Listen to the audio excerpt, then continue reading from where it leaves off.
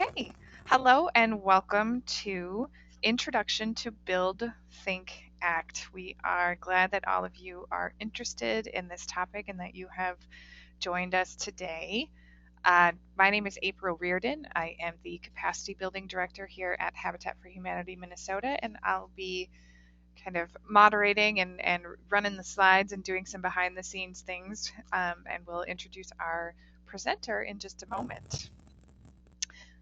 Before that, I just want to make sure everybody knows how to participate and we can kind of figure out how comfortable you are with the webinar idea.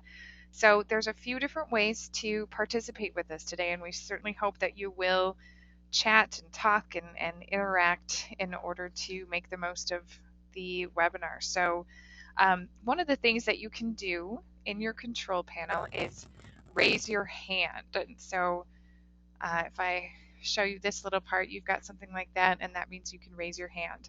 What that will signal to us is that that you have something you want to say or that you want to talk about. So if you raise your hand, then it probably means that we'll say, oh, let's say Jill had raised her hand, and then I would say, Jill, would you like to say something? That means that you're probably participating, listening to the audio through the phone, or if you have a microphone built into your computer, or you might have a headset plugged in that would allow you to participate that way, to be able to talk live during the webinar. Another way to participate is just to use your questions panel. And so that is right here. This is for some other webinar, but you can enter a question here. That's also where if we ask you for comments or to share your thoughts on something, you can enter them there. Only Jill and I will see those, and unless it's something where we want to share those, then we have a way that we can just share those with everybody. But if you have a question too about I'm not sure how this works, or can we get this, or something specific, that's a good place to submit those. Another way to participate is through polls, and we actually have a couple of those to just get us started here. The first one, there's a lot of different ways to participate in these webinars. Oftentimes it's one person sitting at their desk and just participating at their computer. You might just be listening while you're doing some other things. But again, like we said, you could be on the phone, you could have the microphone. So just want to know, how are you planning to participate today? So I'm going to launch that poll.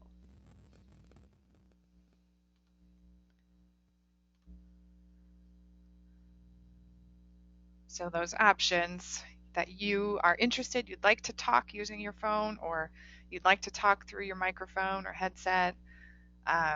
Maybe you're only going to chat. And it looks like a lot of people are interested in listening only, which is just good for us as presenters to know, so we know where to focus some of that time. Looks like we have at least one person who still hasn't voted, but this gives us a good sense. I'll just share that with you. So lots of people are listening only.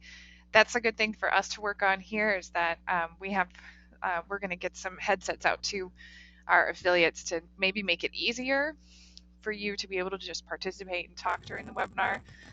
But also, we do have some people who are interested in talking, some who will chat, but hopefully everybody will be able to do a little bit of chatting, though. Even if you said you're listening only, maybe you can, maybe that'll become clear a little bit more. Another question I have is how many attendees, and this helps us for our record keeping, is how many people, including yourself, are participating with you. Like we said, most people are probably just participating alone, but sometimes you're listening to the webinar and you've got a few people gathered around the computer.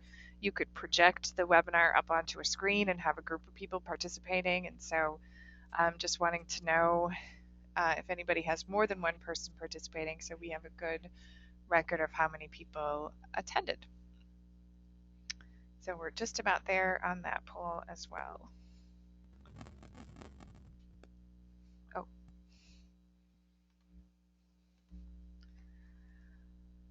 Okay. So like we thought, most people are participating alone, but we do have a couple people who are participating with a friend. All right. So any other questions that you have just about the logistics or about how to participate, please, you can type those into the question box and we will answer those. Um, and I do have a question about how many people are on today, and we have 15 right now. I know we had 17 signed up, so we'll probably get a couple more. It might be that some of those people are actually participating with a coworker. So without further ado, also just to know, you will receive slides and other resources in an email after the web conference. So oftentimes we get questions typed in about can we get a copy of the slides, and absolutely, you'll get that and a link to the recording. So our agenda today, really looking at this introduction to Build, Think, Act. We will hear about the background, why it was created, the impact and results. We'll get a chance to experience the curriculum. That should be fun. And then thinking about the next steps about is Build, Think, Act right for your affiliate. So it's been great to work with Jill Kilibarda, the Education and Civic Engagement Programs Manager at Twin Cities Habitat for Humanity. We've had fun putting this webinar together, and I'm so glad to have her sharing this resource with all of you. This really started with the OLI conference, and Jill was part of a couple of workshops there, leading one on the search for home, and also part of our So What, looking at the impact of homeownership and housing. And so lots of affiliates had been contacting Jill and were interested in this Build, Think, Act curriculum. And so really thinking through how can we introduce it and start to lay out the process for more affiliates to be able to use that. So I am going to unmute you, Jill, and let you take it from here. Thank you so much. Well, thank you, April, and good morning, everyone. This is a great opportunity for myself to learn how to use a webinar, and for the rest of you who are new to this, I'm excited to learn along with you. Well, let me talk a little bit about what our program is, and there's a couple of different terms that we use to describe our educational programming, so I want to help make sense of them. Housing Matters is the name of our overall program that we've designed to provide education and awareness raising around affordable housing issues for our volunteers and for the general public in our community. And Housing Matters is like an umbrella term that includes a bunch of other different programming. The main piece that we do is called Build, Think, Act. And that's the program that exists on our construction sites, and it engages our volunteers in conversations and education related to affordable housing where we've got them the most connected to us, which is during their building day.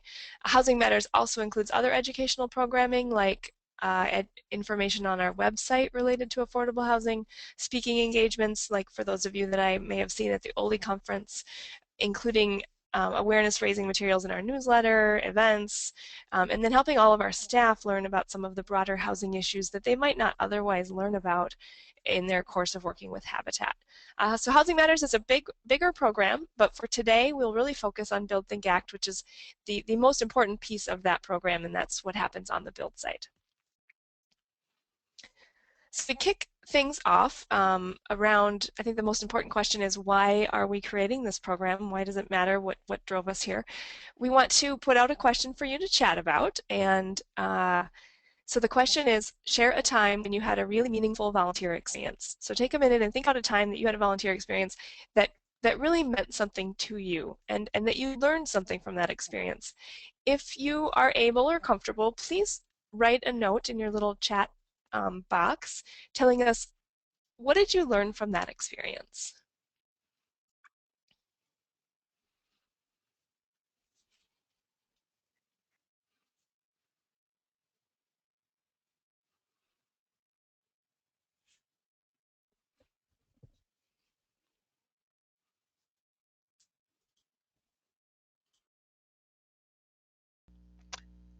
This is April, and I can probably start us off. I have lots of really meaningful volunteer experiences.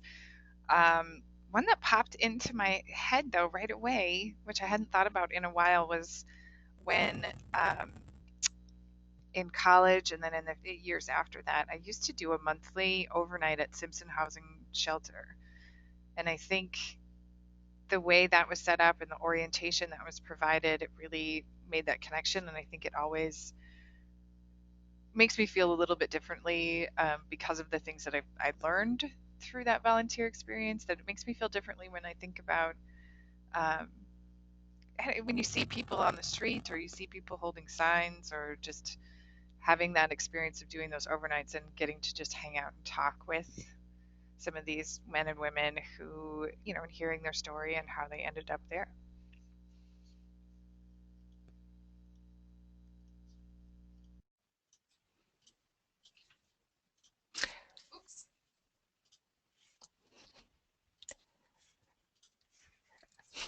All right, thank you, April. I think I'm on, right?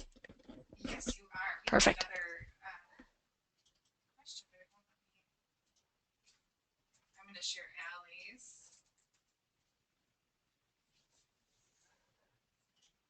where she said the most meaningful volunteer experiences. All right, are you on?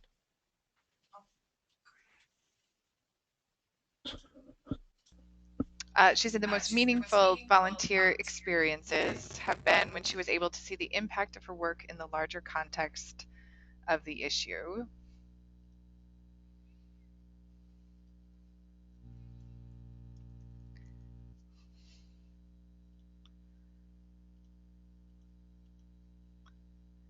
And we have another one, I'm realizing. Jill, you can't see those. And so does everyone. I think everybody should see Amanda then too.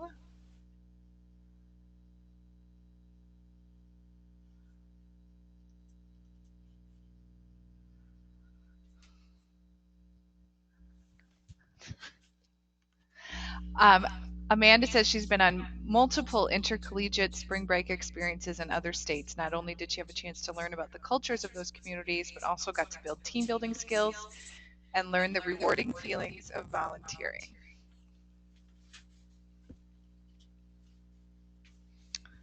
And yet, I don't see any hands raised.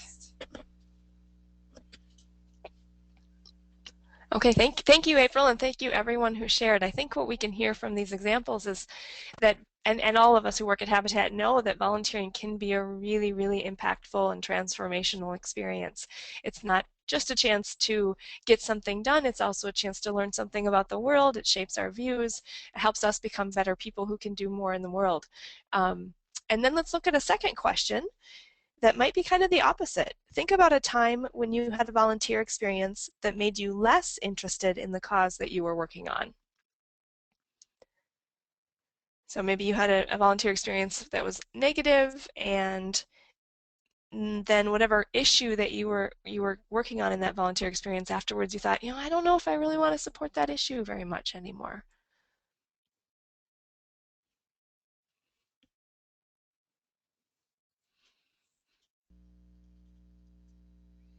So again, just we'll give you a moment just to type those in and then we can share those. But feel free if you are on the phone or have a microphone to raise your hand and you can just talk with us. In planning, I was telling Jill about when I have questions like this making us less interested. I know that I had a volunteer experience where I was excited and I showed up for this event. And this is the funniest part is that I don't remember what the cause was or what the organization was anymore because I know that my job was to stand like out in a field and point. It wasn't like I had the job that a sign could have done. So it was sort of like, oh, let's make up something for you to do. If you can go stand out there and just point in a direction, kind of like the scarecrow from the Wizard of Oz, just sort of pointing in one direction. And yeah, the irony is that I don't remember what cause or what organization that was.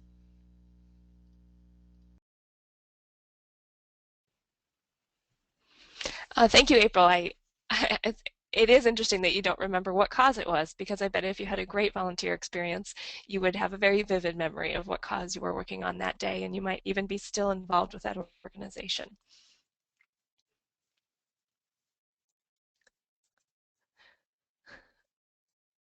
Well, I would love to share a couple of stories that come to my mind as I think about this question and the previous question that really relate to how education and reflection have become a part of the work that we're doing at Twin Cities Habitat. They're stories from back in my college days. I went on a spring break service trip experience to the Appalachian Mountains, and we helped partner with some families to do construction on homes and work with trees and a lot of different kind of work. And when I came home, I told a friend of mine, I said, you need to go on the same trip next year. It was the most amazing experience. And what I came home with from that experience was a real love for the people who lived there, a respect for the Appalachian culture that I hadn't understood before, and a new understanding of poverty and why people might be living in situations where they don't have enough money to meet their basic needs. So I encouraged my friend to go, and he went on the same trip the following year. He had different organizers and different group leaders, but otherwise did a lot of the same volunteer work.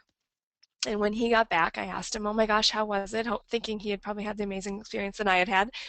And he said, it was really great. It was really important that we were there because the people who were living there were really so lazy that it was so important that they had us to come help them and do that work for them. Um, and of course, that response shocked me because it was so different than what I came home with and what I had learned on the exact same experience. So I went about trying to figure out what was different about our experiences. And as we're going to continue in this training, um, I talked with him a lot about how their group leaders led the experience. And they were doing the same kind of service. I had group leaders that provided a lot of time for us to reflect on what we were experiencing and what we were seeing and to process and to learn about the culture. And he had group leaders that were really focused on doing the service work but did not do any of that education and reflection that related to it. And so that's really kind of driven my career in terms of volunteer management of how do we create experiences where people are learning the kinds of things that we want them to learn. So if we pair that experience with now some habitat real world stories, um, so our habitat real world stories, I'm going to just take one moment here.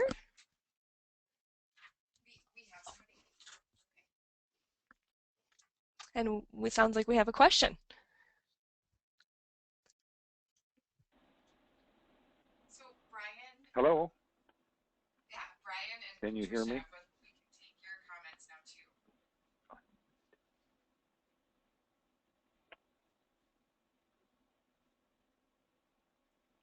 Oh, Brian and Patricia, sounds like we have questions from you. Can you hear me? I can hear you now, Brian. Oh, okay. Well, I wanted to just, my experience was a gentleman that was pretty enthusiastic about helping out, but had some mental challenges. I think he had ADHD, and he really wanted to help a lot, and he was there, but my other volunteers were saying, you know what, this guy is a danger to us up on the roof. He's a danger around the job site. And so how do I deal with that? And, asking someone to not volunteer, that's not a good experience. Right, right. So as a volunteer manager, you're constantly thinking about how do you create volunteer experiences that are meaningful for your volunteers and don't create that negative experience that might last with people. Yeah, or when we have, I was on the site this morning before I got here, and there's an elderly gentleman that wants to be there and help too again, but he looked like an accident waiting to happen, Mm. trying to help carry lumber and getting his foot caught in the air hose, etc. Those are the tough ones. Yeah, absolutely. And I think as Habitat employees, when we have to handle those situations, it's really important to think about how that volunteer feels, and then also what are the other volunteers observing? What are they going to take away from observing your interaction with that person? And will it make them feel, more excited about working with Habitat or less excited? Yeah, it's just a tricky situation. There's no easy way to handle that necessarily. Yeah, Um, or one where you don't feel maybe bad that you've got to ask someone to leave or not be there. right, right. Well, that's a perfect example that helps me talk about a few of our other specific habitat examples and how this program Building Act can create a space for you on site to be able to help volunteers process some of the things that they might be observing in their volunteer experience that may or may not make sense to them. So it was in about 2005 or so that this is kind of before the economy changed and the foreclosure crisis hit. Our affiliate was really wrestling with some problems around land acquisition. We were having trouble finding properties that we could afford, and when we did find properties we could afford, we were having issues with neighbors objecting to habitat building in those areas. And I know those are issues that some of you have seen at your affiliates. We call it NIMBYism, not in my backyard ism. And it was really interfering with our affiliates' ability to get our work done. And to kind of highlight that issue for us, there was a newspaper article about one of the homes that we had proposed in a particular suburb near Minneapolis. And the newspaper article was talking about the opposition to our homes and interviewed a gentleman who said, you know, I love Habitat. I actually volunteer with Habitat every year. I just don't think that they should be building here in my neighborhood. And that really hit us. We've seen a lot of people make comments that they don't want Habitat in their neighborhood, but to see one of our volunteers say he loves Habitat, yet he's not willing to have us in his neighborhood, meant, you know, we're kind of missing something. He spends time with us, but we haven't quite made sure that he would really support us as his neighbor. So that was on our minds as maybe a problem we need to fix, and we said, what an opportunity. We have 20,000 citizens on our sites each year, and they're sort of held captive for 7 or 8 hours to be able to learn about anything that we want to spend time talking with them about. And we hadn't been doing anything intentional to make sure that they were thinking, yeah, I would love to have this organization in my neighborhood. And so and I actually have a second story that was a situation that happened at about the same time. A woman volunteered on one of our sites and then sent us an email the next day and said, you know, I'm never going to volunteer at Habitat again. I'm really frustrated because the home buyer that we were working with on site was very lazy and was very ungrateful for the fact that we were there. And of course, you know, this concerned us, so we replied to ask her for a little more information, and she said, well, he just kind of leaned against his broom all day. He didn't really do very much work. He didn't smile or interact with us or say thank you.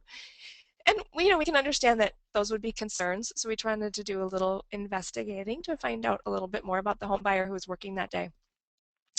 And as we learned more about him, we realized he's a gentleman who works 2 jobs. So he had worked all day the previous day. He had worked the entire night in a night shift. And then he came to Habitat to do his sweat equity hours the next morning. So, you know what, it's very likely that he wasn't working super hard the day that she was on site with him. But we could also understand that there maybe were some pieces of information that would help her better understand why he didn't have a lot of energy that day. And then the other thing that we realized was that he is a Muslim man. And so, you know, depending on the way he approaches his faith or his culture, she was with an all-female volunteer group. So it's possible that for him, interacting with them, shaking their hands, things like that, could be considered disrespectful from his cultural point of view. So we're so glad that the woman asked those questions, because we could then engage in a conversation with her to explain some of the pieces of information she might not have known about. And whether it affected her opinion or whether she wanted to continue volunteering with Habitat, we're not sure, but we do know that at least we got to have a conversation. So as we wrestled with these issues, we realized that in the volunteer world, I'm sure many of you are familiar with service learning. So there's an entire body of research related to the idea that when people volunteer, that service ought to be paired with education and reflection and a call to action if we want to ensure that that service is going to lead to volunteers learning really, really positive, meaningful messages from their volunteering. And in schools were the first to develop this concept of service learning, and it came out of I'm sure many of you are familiar with schools who call you and say, we would like to come volunteer for X number of hours through our community service program. We want to get our students volunteering in the community. And schools were really hoping that those service experiences would lead to learning for their students. But they saw that just sometimes it didn't. Sometimes getting out in the community and volunteering, their students actually came back to school with some kind of confused points of view, and some of their reinforced stereotypes about poverty or the community were actually reinforced by that volunteering. And so schools did all of this research to say, you know, what do we need to do to make sure this is a more positive experience? And they realized that their students, if they didn't have that education and reflection piece to go with the volunteering, it wasn't the kind of experience they wanted. So we took that research into service learning and said, well, let's apply those best practices to our work here at Habitat, not just with students, but with all of our volunteers. And it's when we were, at that time, developing our strategic plan for 07 to 2010. And we, you can see this graphic that describes what our strategic plan was focused on those years. And we really just took our mission statement and put concrete ideas around the two halves of the mission statement. So bridge the gap, that's the side that was kind of what we had always focused on, creating and preserving and supporting home ownership. And then we added this whole section called transforming hearts and minds. And that was a really intentional effort to say, we've always included volunteers, but we haven't really ever defined exactly why or what we're looking to get out of that involvement. So the invite side says, you have a huge opportunity to change the way people look and at housing and feel about housing. We need to invite as many people as possible to be involved in our work.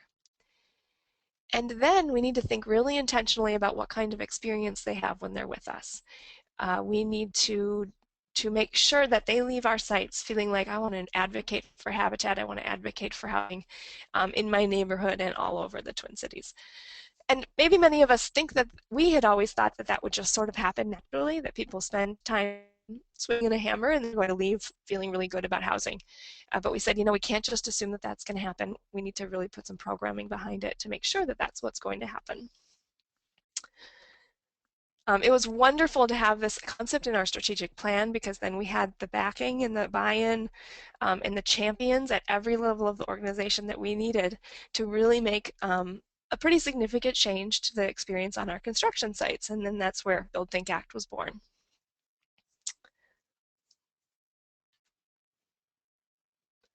Before I talk about exactly what's in the Build, Think, Act curriculum, we would like to know that one piece of Build, Think, Act is just providing a Habitat 101 and orientation to Habitat for new construction site volunteers.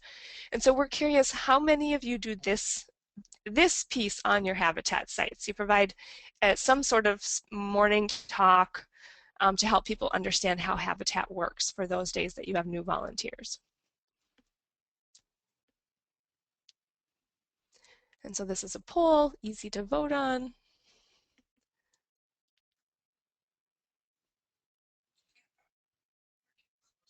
Okay, we're getting close. We've got most people.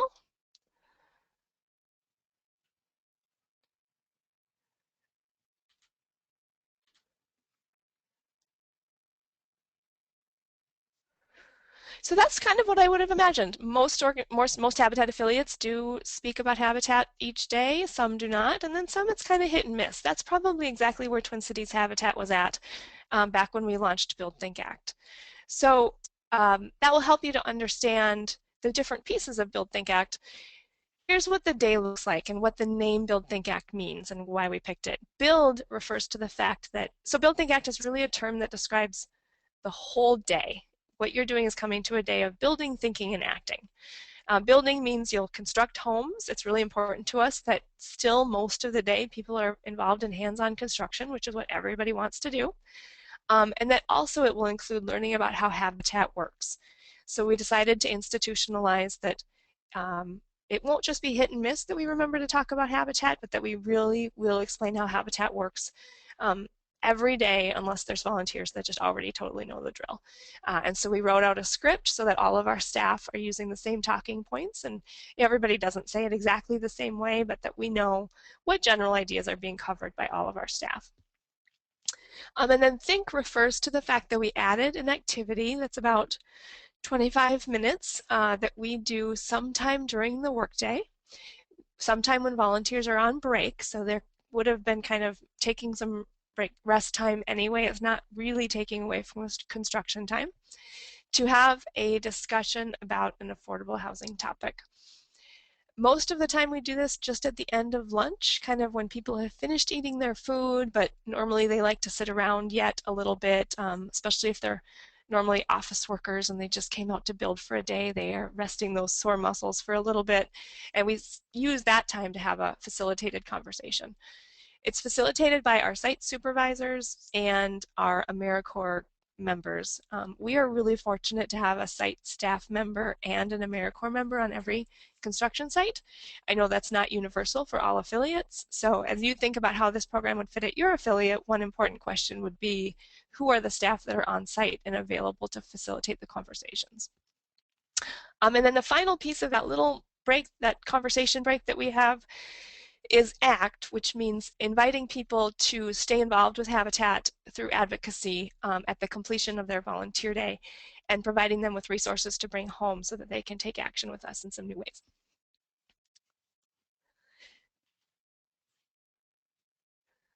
So you kind of have an idea of what Build, Think, Act is now, and there are a few questions that come up usually when we ask when we propose this idea. So we want to ask you, how much does the typical Habitat volunteer at your affiliate know about general affordable housing issues? Do you find that your volunteers are fairly uninformed, kind of in the middle, or very informed housing experts, champions, advocates for housing?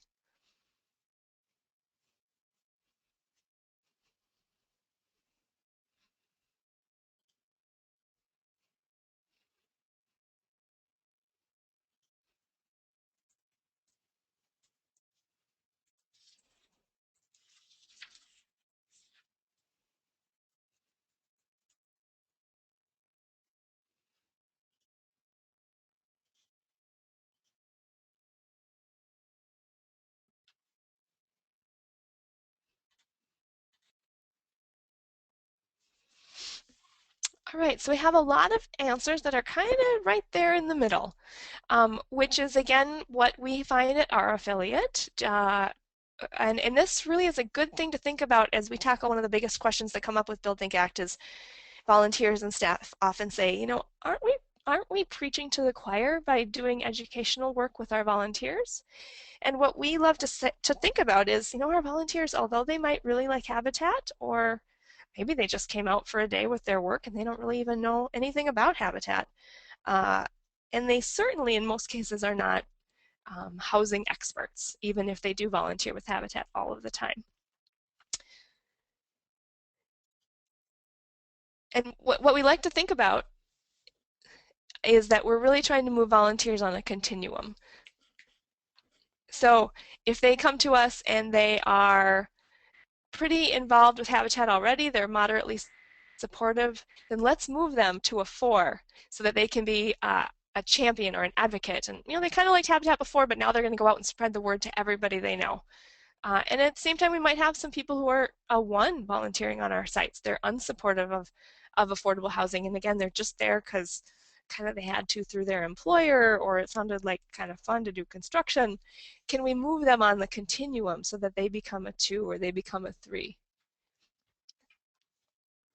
And then one last thing that we like to say about the choir, one of my coworkers said this and I thought it was kind of funny, is the whole phrase, aren't we preaching to the choir? Well, if we think about it in a church, you know, the choir still goes to church. The choir still hears the sermon. And maybe the choir is the best place to start in terms of getting to people who are kind of excited about Habitat to be super, super, super excited and passionate advocates.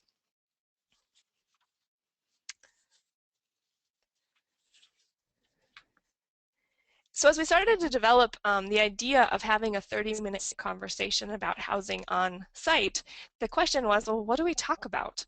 And I remember it being fairly challenging at our affiliate to figure out, we're really good at talking about habitat. We know how to sell ourselves. We do marketing about habitat all of the time. But what else should we talk about? And we had this sort of continuum of options. Should we really just talk more about habitat, or maybe we could expand it and talk about general home ownership and how good home ownership is, whether it's through habitat or through other kinds of programs. Or maybe we should talk about other kinds of housing, the importance of emergency shelter and supportive services and rental in our community. Or we could really be experts on talking about poverty in general and what we could do to alleviate poverty in our communities. We decided to zero in on talking about the housing continuum. We said our mission calls us to talk about all kinds of housing. We felt like we were called to talk about more than just home ownership because many kinds of housing are important. Yet we didn't know that we were experts enough in general poverty and all poverty issues to be taking a stand on issues outside of poverty. So that's where we zeroed in. We had a little nervousness of what if we talk about other kinds of housing and suddenly people want to jump ship and not volunteer with Habitat anymore, and they want to go volunteer with an organization that does a different kind of housing. Those fears were unfounded. Of course, people might get intrigued about volunteering in other ways with other organizations, but it was just, more is better and we all benefit. We've never had an experience of losing someone to go support some other cause.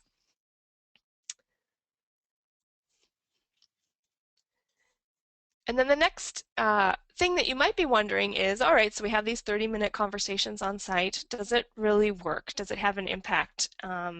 It's just a small amount of time in people's worlds. And we are really clear that those 30 minutes are just laying the groundwork, sort of planting seeds. We don't expect the world to change in 30 minutes. But we did want to set down some goals, and we got a grant and, of course, needed to prove to our funders whether or not these experiences were working. So we set our goal that our goal was to increase support for or advocacy for affordable housing and habitat, that it's about our organization as well as broader issues. And what we wanted to measure to see if we were reaching our goals was, does this program change people's attitudes about affordable housing, their knowledge base, how much they feel they know about the issue, their skills, do they feel like they have the ability to take action? Do they know what to do, or do they feel that they're lacking in barriers that keep them from doing something? And then we don't have the ability to measure if they take new advocacy actions quite yet, but we can at least measure on that day if they have increased intentions to take actions after their volunteer day. We partnered with the College of St. Catherine's psychology department to do our evaluations, and we had a very wonderful phone call at the time that we were designing all of this, and I think all of us at Habitat can relate to how sometimes things just show up right when you need them. A professor from St. Kate's called and said, hey, I'm looking to volunteer my time to do some evaluation services. I'm a professional in the psychology department, and I'm wondering if you have anything that you want studied that relates to volunteerism and maybe relates to service learning. And he called just as we were looking to figure out how we were going to evaluate this program, and it was perfect. He volunteered his time. We administered over 2,800 surveys over the course of several years on the construction site, asking volunteers about their attitudes, knowledge, etc., related to affordable housing. And we've been able to compare those surveys to see the control group is those volunteers who did not do Build, Think, Act and did just traditional construction volunteer days, comparing those to volunteers who did Build, Think, Act during their day. And we're very happy to report the results show that Build, Think, Act does make a difference, even when the scientists run them all through to look at statistical significance.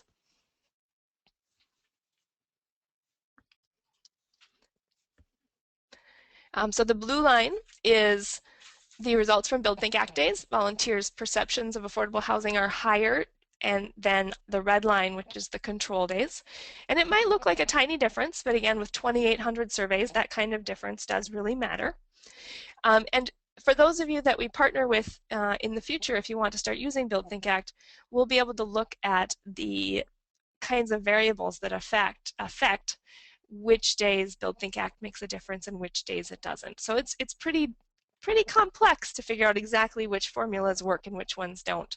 And so we won't go into a lot of detail about that today, but for those of you that partner with us in the future, that's something that we can really dive into. And then if we look at the next slide, we'll be able to see one other important goal, which is it's important for us to clarify that when we designed this program, it was not about that we knew not everyone would love it. Some volunteers, many volunteers, really sign up with Habitat because they want to do construction. And so our goal was to watch to make sure that volunteers were okay with the fact that we were taking a little bit of time away from construction to have some meaningful conversations. And so we see with volunteer satisfaction with Habitat has not really changed with Build Think Act. In fact, it's maybe a tiny bit lower, but they're both above 6, so it's an insignificant amount that has changed. We didn't design this to make people more satisfied with Habitat. We just want to make sure that we're kind of keeping things as they were.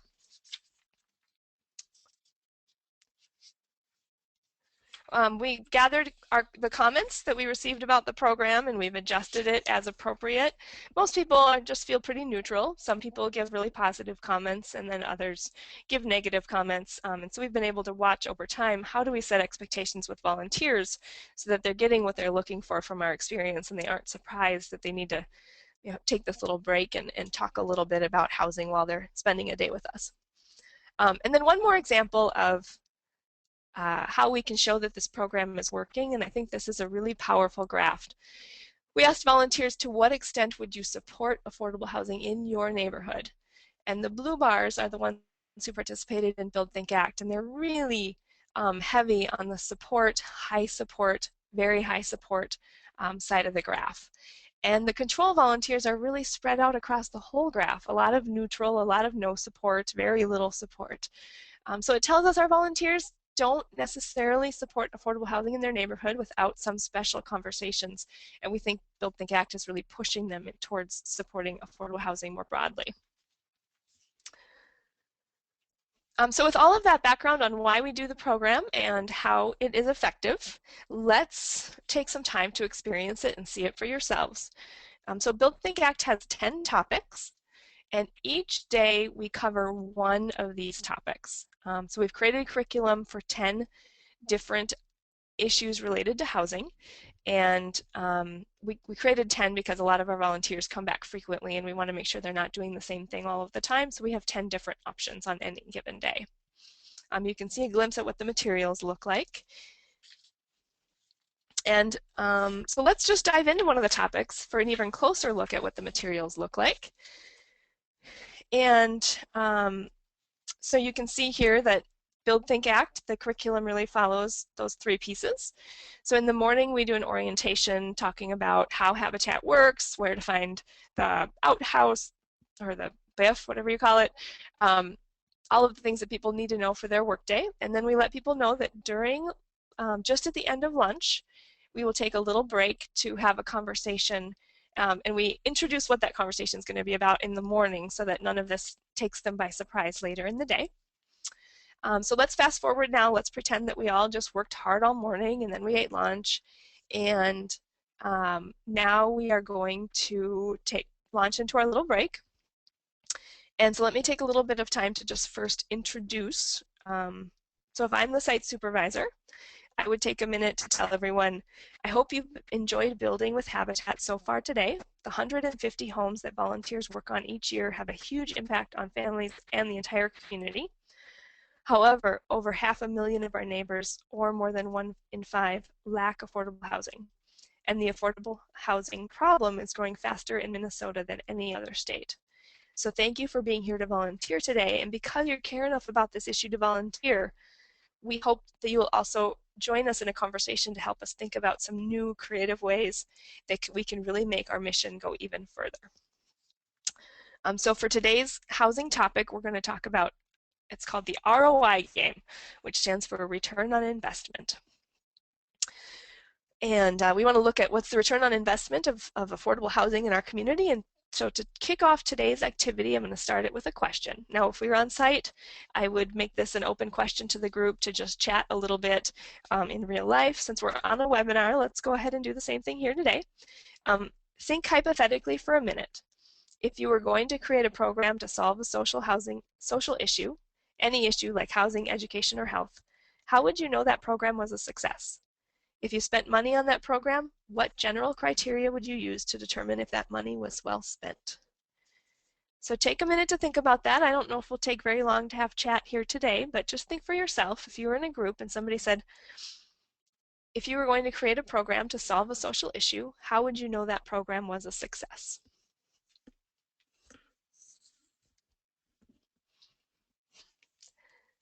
So if we were on site, I'd gather a few answers, and often people say, well, how much did you spend? What were the outcomes? How many people did it serve? Did it do what you wanted it to do?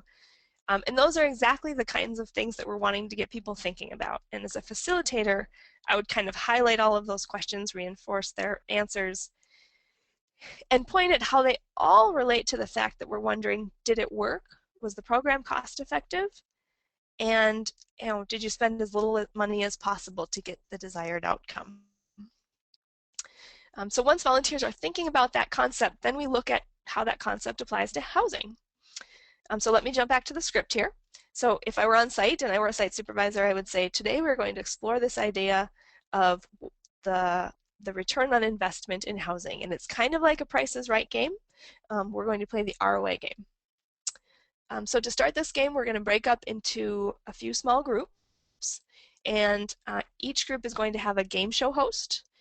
That host's job is to hold up some cards. They're going to hold up a card that has a question on it, which is what you all see right now, and have their small group discuss the answers to the question, explain why they think those are the answers, and then that game show host, after people have discussed the question, so we'll do that for right now, for a family of 3 experiencing homelessness, which of these solutions costs taxpayers less money? Do you think 1 month in a shelter costs less tax money or 1 month in an apartment? And so if we were in real life, we would talk a little bit about what we all think, and then the game show host would flip over the card and share with everyone the answer, which is B, an apartment actually costs less. At $924 a month. Shelters would cost over $2,600 a month. And then there's a little box there explaining why that's the case. So the game show host would share a few details out of that box to help volunteers understand this issue a little better. Now you're going to have copies of the slides afterwards, so we'll let you, take a look at that more carefully yourselves. But let's take a peek at a couple more cards.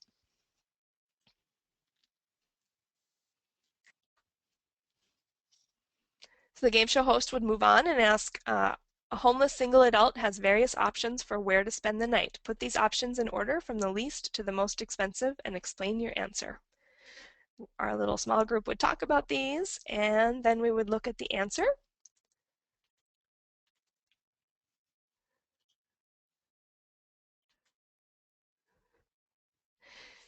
And we would see that, again, an apartment costs less than all of the places that someone might need to go if they didn't have an apartment. And the reason we include these 2 slides is that a lot of the work at the legislature has been to try to produce more housing, and specifically vouchers for people to afford an apartment. And the opposition usually says, well, that's really expensive. But what we're wanting to demonstrate is advocating for funding for apartments actually costs a lot less than not providing people with places that they can afford to live.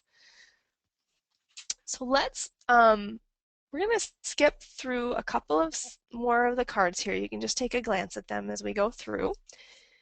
And we're going to go to the very last card. So we have a question about foreclosure. You can peek at that. And then we're peeking through one about a brush with kindness. And then we'll go to one more card here, which is the very last one. It's kind of like our spin the wheel if it was the Price is Right card. And we ask, if the state invests $25,000 in a new or rehabbed affordable housing unit, in what ways will taxpayers see a return on that investment? And this is an open-ended card, so volunteers just have an open conversation about all the ways that we all save money when somebody has an affordable place to live. And then we can flip over the card. And of course, groups aren't going to talk about everything that's on here, but they might see some ideas that came up in their conversations or something that's new that they never thought of before. Then I, as a facilitator, have an opportunity to wrap up the whole activity by saying that, you know, this activity gives us all something we can agree on. No matter what issues we care about or what programs we support, or what our political beliefs are, we all want to find solutions to our community's problems that work and cost as little as possible. And I would be able to tell you about some reforms that are being made in Minnesota to improve how housing is funded. They make our housing systems more efficient, and we want to get some advocates and support behind them. So I'm going to give you this little handout. This is what you see on your screen now is a copy of a magnet that we send out to all of our, or we provide as a gift to all of our volunteers every day. We think of it kind of like an I voted sticker. We hope that they carry it around, stick it up somewhere public where people will ask them about their work with Habitat, and they can, so as people are leaving, I say, please take this magnet. And if you're thinking about what are some other ways you can support Habitat, we know you can't come to build at Habitat every single day. If you want to come back, I can tell you how to do that. But otherwise, as you go back into your daily life, please think about talking to your friends and family to raise awareness. Share this magnet with someone, for example. And we have 2 advocacy volunteer opportunities we'd like to invite you to participate in. One of them is signing up for our advocacy email alerts. It's really easy. It just takes 60 seconds to send an occasional email to your legislators, letting them know that you support a housing issue that Habitat is working on. And we can imagine that with our 20,000 volunteers each year, if they were all sending an occasional email, it would have a huge impact on housing in Minnesota. And if you're really interested in this advocacy work, we have some leadership volunteer opportunities that you can sign up for as well. So talk to me about this as we keep working, and then if I'm the site supervisor, I launch us into building for the rest of the afternoon. All right, so that was a look at the ROI topic. We'll just take a moment to look at one of our other topics, which is health and housing.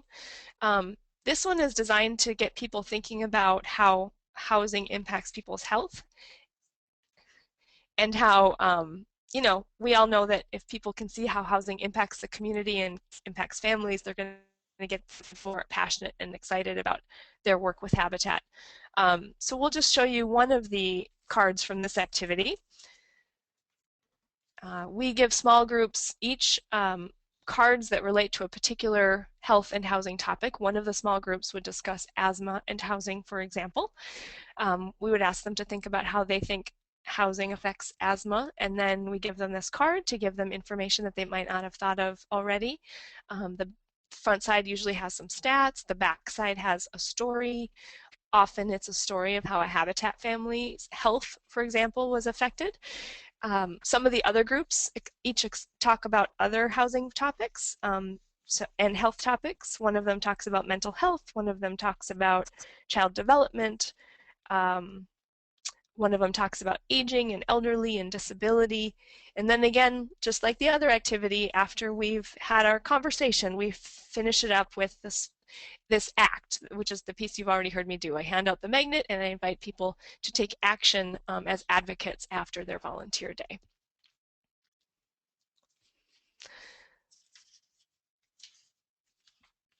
So hopefully that's a glimpse at what our materials look like. They're tricky to present to you kind of in this online version. So for those of you who think you might like to have Build, Think, Act as a part of what you do at your affiliate, we'd love to invite you to see more of the materials and talk with us more about how that might work. And we want it to be a process where we partner with you to help you launch a program. You know, it's not just about providing you with the files and the materials, which we will absolutely do because we want to share the work that we've done here. But we want to partner with you to make sure you're able to launch it in a way where there's consistency across affiliates to make sure it's going to be really successful for you. So you can see on here some of the questions that we would ask you to work with us to answer and solve for your affiliate. Really answering why you would want to launch Build, Think, Act, and what you would ask of your volunteers. If you have an advocacy program, that's an easier answer. If you don't have an advocacy program, then it's figuring out what is your ask if you don't have advocacy. Do you have buy-in? As I mentioned, having in our strategic plan was a huge key to our success, so we can help you get the buy-in you need at all levels to make this work.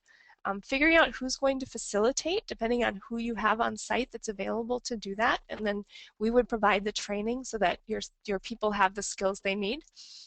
And then the final piece is customizing the curriculum. We would make our files available, but we would ask you to put in the time to do the research into your local housing statistics so that you can edit the materials to fit the location where you're working.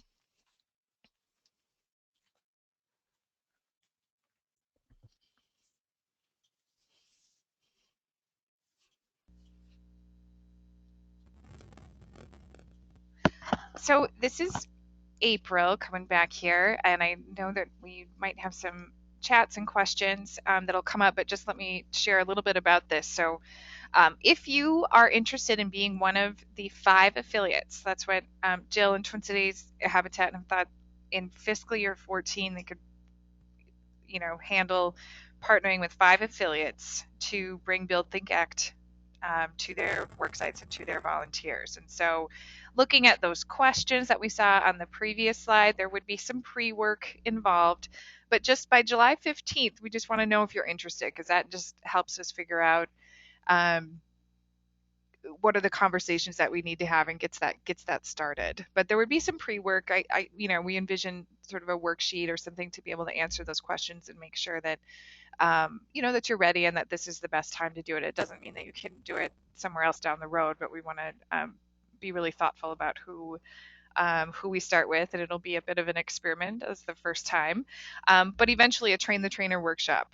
Sort of this introduction, but to get those 5 affiliates together to do some training on how to do that. And so I think we'd need a minimum of 3. We might, we talked about maybe including more than 5 in that train the trainer, and then maybe implementing with up to 5. So you could just contact me by July 15th to let us know that you're interested, and then I will pass those along to Jill.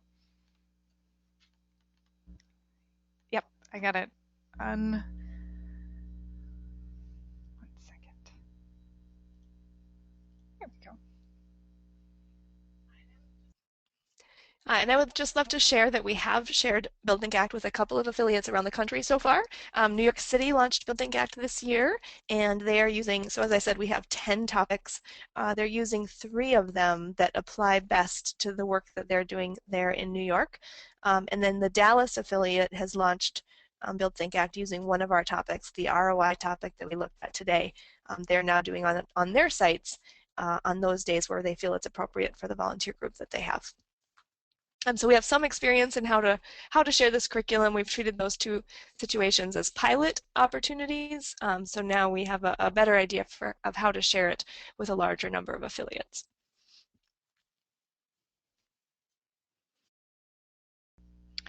Okay, I just have a slide up right now just with some information about our next webinar, which is next week.